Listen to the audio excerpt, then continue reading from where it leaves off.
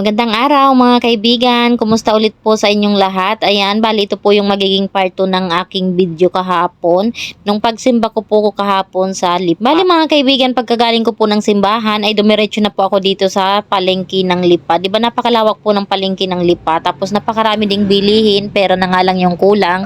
Nasaan ba yung pera, no? Palagi na lang natin hinahanap yung pera pero ayaw naman magpakita. Minsan mapapaisip ka na lang talaga no, kung saan tinatago o kung saan ba talaga nagtatago si pera para naman hindi na hanapin ng hanapin. Kusa na lang sanang lumapit no para hindi na tayo nahihirapan maghanap. Ayan nga mga kaibigan, malungkot ang beshi mo dahil mag-isa. At ayan po yung hipon no, 130 ang 1/4, diba? Ginto yung presyo kaya di bali na pikit mata na lang tayo mga kaibigan.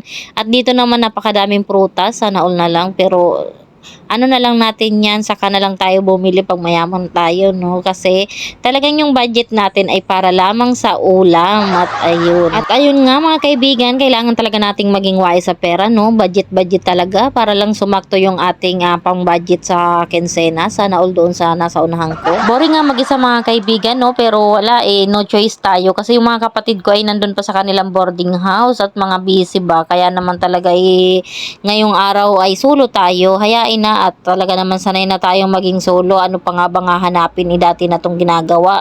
Bali naman sa mga oras na ito mga manay, tingnan nyo kung mapapansin nyo, sarado na yung mga tindahan dito sa palengke ng Lipa. Kasi mag-aalas 6 na itong mga kamanay, kaya naman nagsiuwian na siguro yung mga nagtitinda dito. At syempre ako naman ay lakas-lakasan ng loob. Medyo nakakatakot no kasi madilim yung daanan. Pero fight lang kasi naman ng mga taga-Lipa talaga ay sulit na mga mababait yan. Talaga naman ay pag mga ganitong area, madaming mababait yan. Subok na natin yan. Ay sa tagal ba naman natin na mamalingki dito ay kabisado na. Halos mga kaibigan pag namamalingki nga pala kami dito sa palengke ng Lipa, halos marami na din kami nakikilala dito ng mga kakapwa ba. Yung mga taga Bicol din. Tapos nag-uusap kami ng aking kapatid minsan, naririnig kami.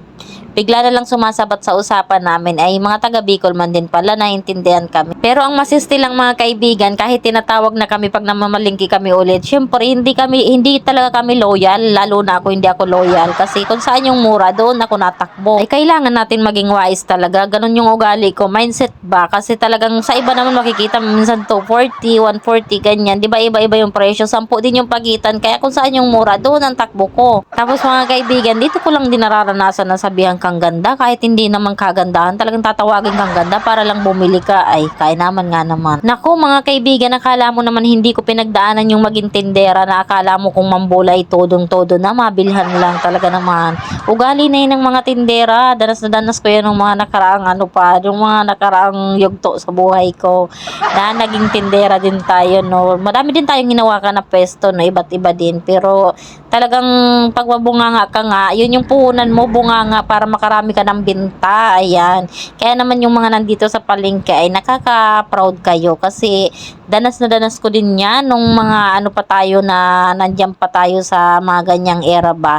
Ayan, naumay na lang din kakadaldal kaya naman napunta sa pwesto na walang kadaldalan, magdusa ka. Napunta na kung saan saan na yung pwesto walang makahuntahan kundi si self na lang. Ayan. Ay, shoutout nga pala sa mga mababait na mga tindero-tindera dito sa palengke ng Lipa na palagi naming nabibilhan at wala po kaming loyalty talaga.